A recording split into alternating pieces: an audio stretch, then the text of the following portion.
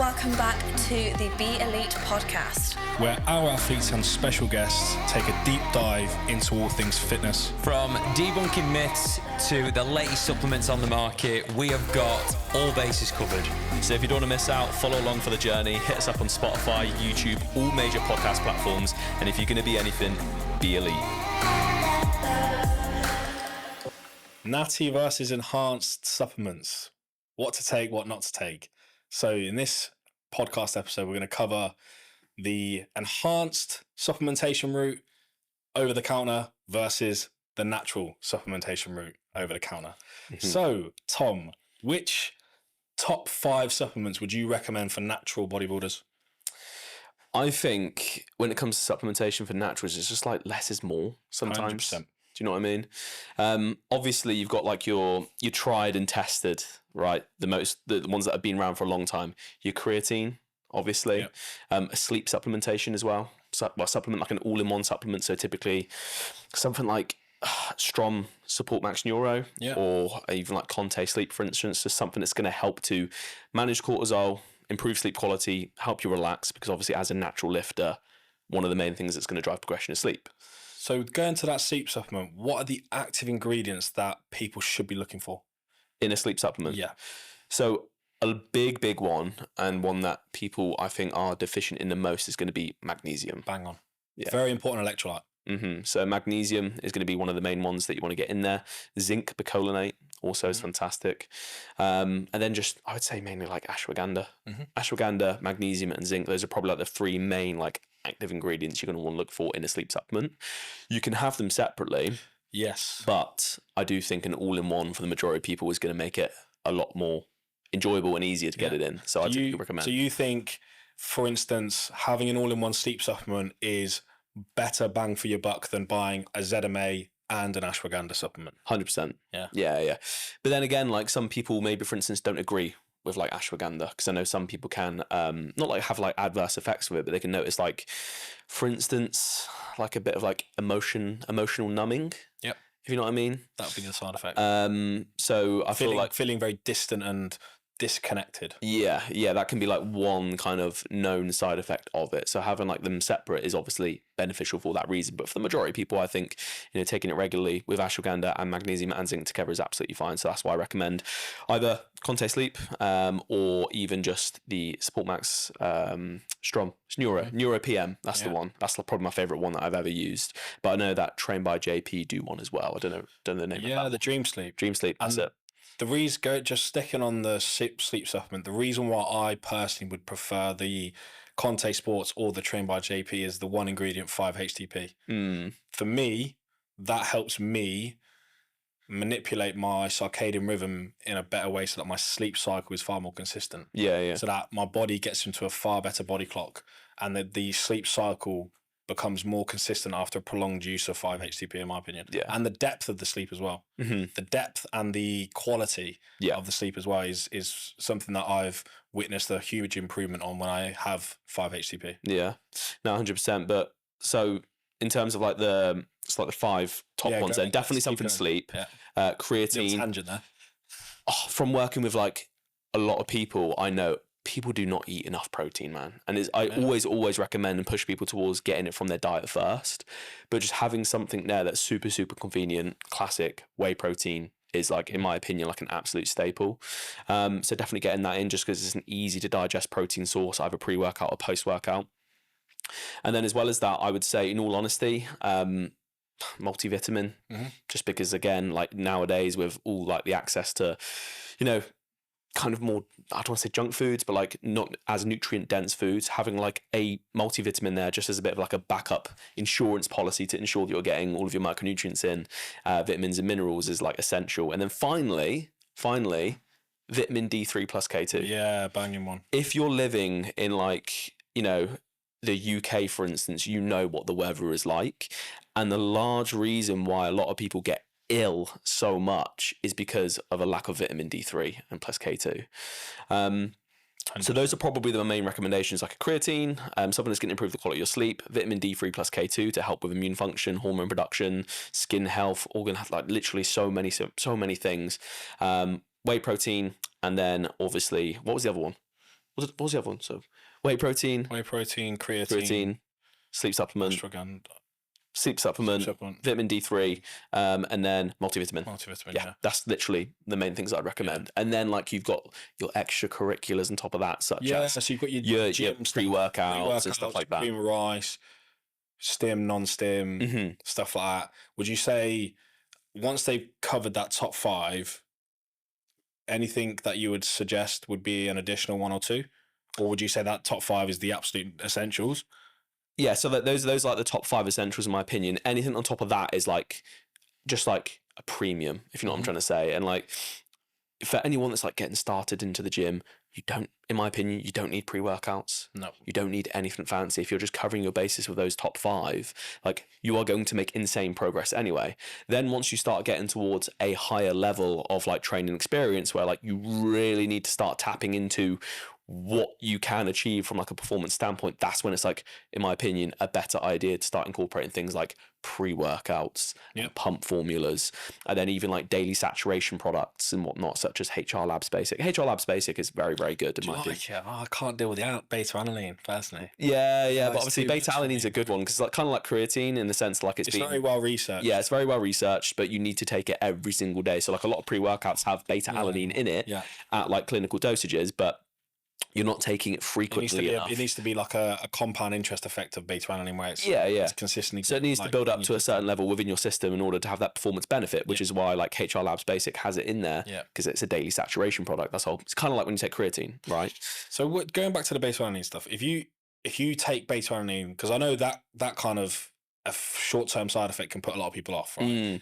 The longer you take it, does the side effect get less and less? Oh yeah. Like your body will like accustomed to it. If you know what I'm trying to say. I think that's really important for a lot of people because they get really put off by beta-alanine being in certain supplements because they don't like that itchiness, that ferocious itchiness that comes on, especially depending on the dosage. Like I know HR Labs have got quite a high dosage of the beta-alanine there. Yeah. So you're saying to people out there, don't be afraid to take beta-alanine if you're taking it consistently. Yeah, because obviously that side effect of like the itchiness and wanting to like rip your face off. It does really put a lot of people off, you know. It does. Yeah, it will subside. I know it puts Estee off, but Estee hates it.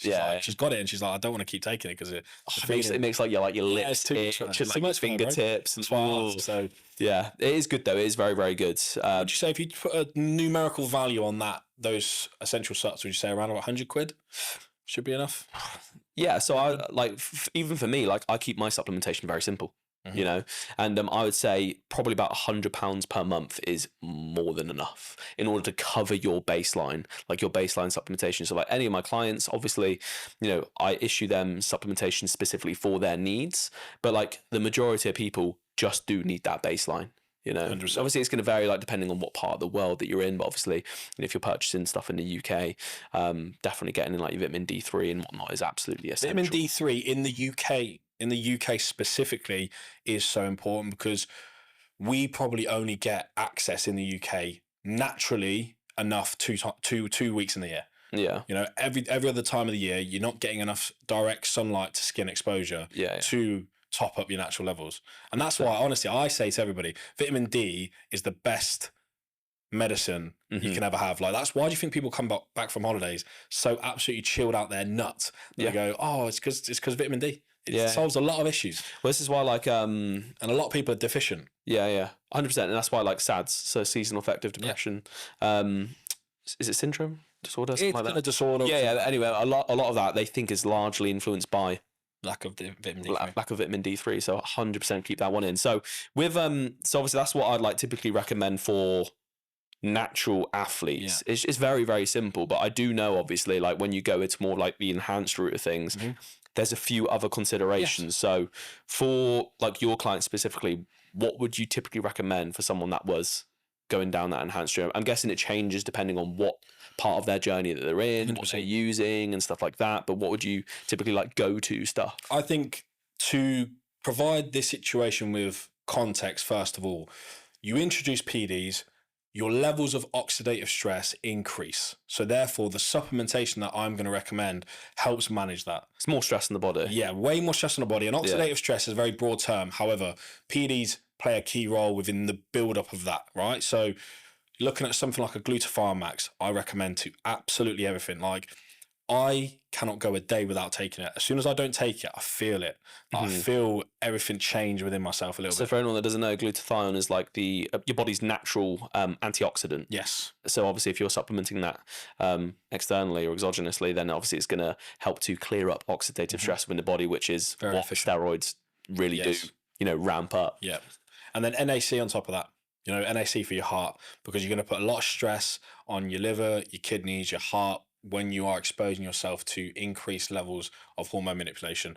And as well, just naturally, which is obviously, this is going to cross over to natural bodybuilders as well, is that consistent application of training stimulus that causes a lot of oxidative stress in itself, and that causes a lot of inflammation that is going to increase cortisol, increase oxidative stress that needs to be managed. All these things need to be managed at the end of the day. So these supplements like glutathione max, NAC help bring that down, help reduce the side effect.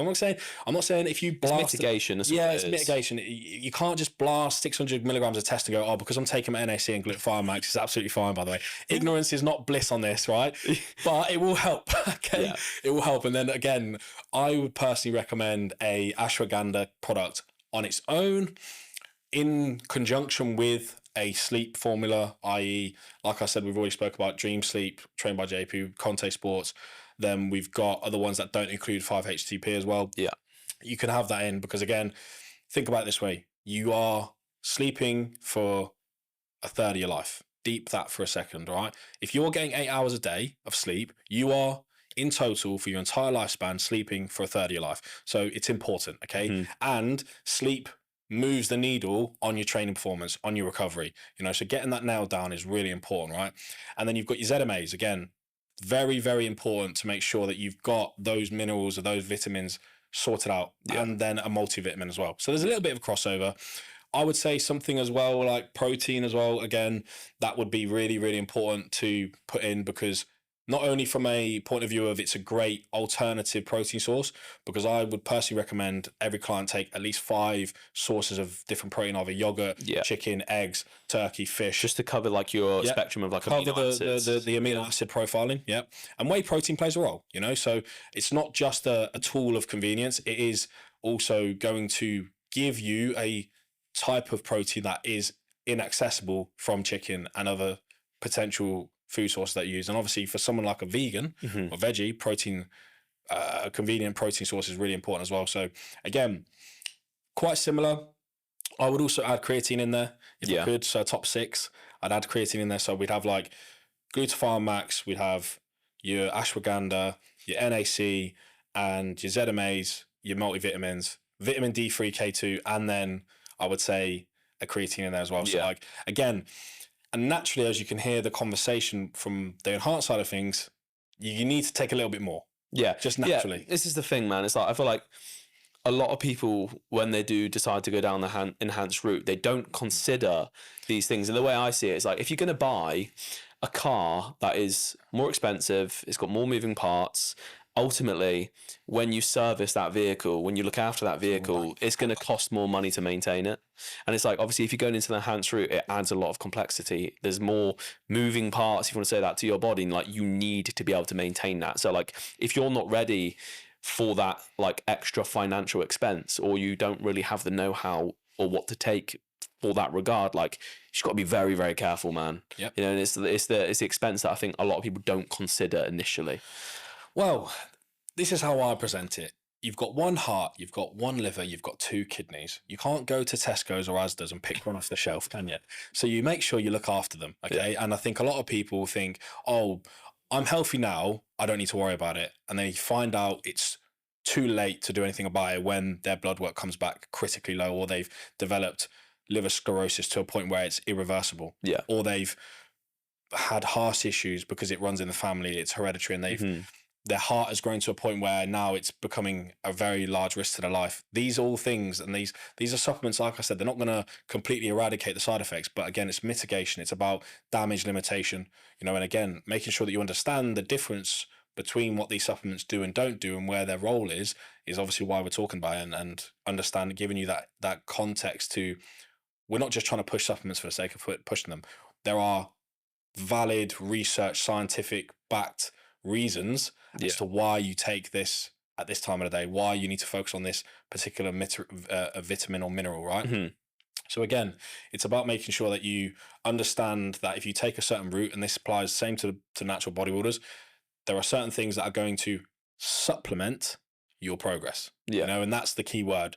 These supplements aren't to be relied upon. They aren't to be taken without any conjunction with a healthy nutrition plan or a healthy exercise plan. They're here to supplement your progress, supplement your body. Yeah. How would you say that like supplementation changes? Because I know it does for me, like depending on what kind of period you're in or what phase you're in. So for instance, if you're in a prep or if you're in an off season, like supplementation does change as well, depending on what period of time that you're in. Like say for instance, for me, I don't really take EAAs, or I don't take BCAAs anyway, really, but like EAAs, for instance, or like cyclic dextrin, which is usually like an intra workout that you'd use in order to, you know, keep some readily available energy from glycogen during your training to help energize you. And obviously during like a prep, for instance, like, you know, EAAs and both like cyclic dextrin, that intra workout carb are like fantastic for performance retention, recovery and whatnot. But in the off season, I don't bother with those things. I don't need them because energy is so abundant from food. So like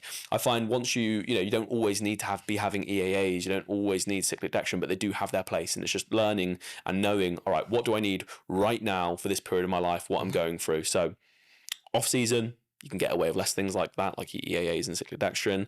But then on prep, for instance, where you really want to maximize performance retention and whatnot, that's when you can incorporate them. And it's about return on investment. 100%, yeah. So when you're in a prep, and you'll agree with this, you get to a certain point, maybe 12 weeks out, maybe 8 weeks out, maybe 6 weeks out, where every 0.1% matters. Yeah. And that's where the extra concentration of your mind on supplementation can come in handy, where if you have EAAs, you're going to spike muscle protein synthesis during your workout, which is going to help recovery. And that extra 0.1% is going to be beneficial to your prep. But in an off season, that 0.1% or that 1% isn't as applicable because you don't need it in that moment in time, because you're getting other nutrients and other parts of the process taken care of because you're naturally on more calories. Yeah. So it's one of those things where, again, don't get caught down the rabbit hole. And this is what we're trying to help you guys with, is that there's a lot of supplements on the market. A lot of them are recommended. A lot of them are